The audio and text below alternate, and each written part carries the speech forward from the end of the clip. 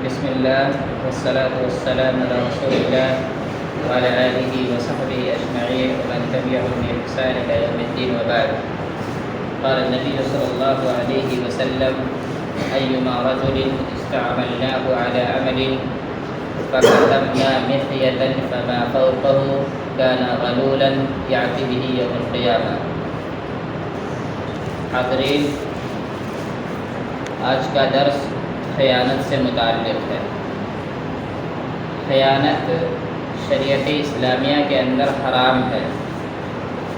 خیانت یہ بہت بری خصلت ہے۔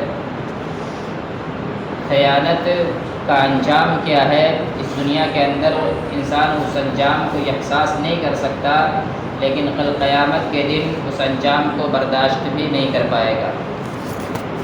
پیارے نبی صلی اللہ علیہ وسلم کا فرمان ہے: ایما رجل استعملناه علی عمل، جس کسی آدمی کو ہم نے کوئی ذمہ داری سونپ دی، فکتمنا مخیۃ فما فوقہ، پس اس آدمی نے سوئی یا سوئی سے بڑی کوئی چیز بلا اجازت چھپا لی، کان غلولا، اللہ کے نبی فرماتے ہیں یہ خیانت ہے۔ یاتی بھی یوم القیامتی، ایسا انسان قیامت کے دن اس سوئی کو لے کر کے حاضر ہوگا۔ آپ ذرا تصور کریں، سوئی کتنی معمولی چیز ہے۔ اس معمولی چیز کو بھی اگر کوئی انسان اپنے مالک کی اجازت کے بغیر چھپاتا ہے تو کل قیامت کے دن اس سوئی کو لے کر کے اللہ کے سامنے حاضر ہوگا اور اللہ کے سامنے اسے حساب دینا پڑے گا۔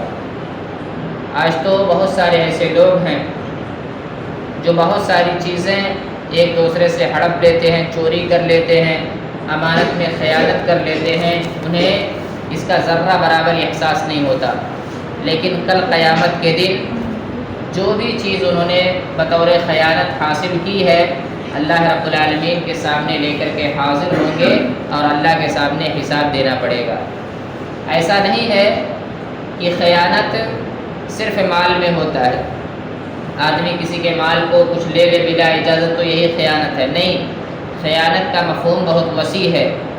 خیانت یہ ہے کہ انسان اپنی بیوی کی کوتاہیوں کو دوسروں کے سامنے جا کر کے بیان کرے، یا بیوی اپنے شوہر کی کوتاہیوں کو اور کمیوں کو دوسرے کے سامنے جا کر کے بیان کرے، یہ بھی خیانت ہے۔ خیانت یہ بھی ہے کہ انسان کو کسی کا راز معلوم ہے، کسی انسان نے کوئی غلطی کی اور کسی نے دیکھ لیا، صرف اسی شخص نے دیکھا ہے، اس شخص کو چاہیے اپنے اس بھائی کی عزت کی حفاظت کرے۔ اگر وہ انسان سماج اور معاشرے کے اندر اس بات کو پھیلاتا ہے، ایک دوسرے سے کہتا ہے کہ فلاں شخص نے تو ایسا کیا، فلاں شخص کا کیریکٹر یہ ہے، فلاں مطلب اس کے تعلق سے جو بھی باتیں کرتا ہے تو گویا کہ وہ اس کی عزت کے ساتھ خیانت کر رہا ہے۔ اسی طرح سے اگر کوئی انسان کسی اچھی پوزیشن پہ ہے، کسی پوسٹ پر بیٹھا ہوا ہے اور اس پوسٹ کا ناجائز فائدہ اٹھا رہا ہے تو گویا کہ وہ بھی خیانت کر رہا ہے۔ اگر آپ کسی کمپنی کے ملازم ہیں، کسی کمپنی میں آپ کام کر رہے ہیں اور کام کرنے کے دوران کمپنی کے وسائل کو آپ نے ذاتی مفاد میں استعمال کر لیا بلا اجازت، تو ایسی صورت میں یہ بھی خیانت ہے۔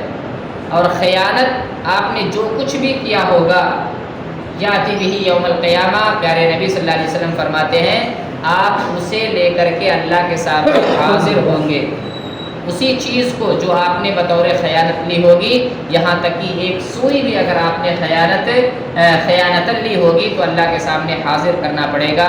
لہٰذا میرے بھائیو اور دوستو، ہم کبھی بھی کسی بھی انسان کی معمولی سی بھی چیز کو ہرگز بلا اجازت نہ لیں، معمولی چیز کو بھی بلا اجازت نہ لیں۔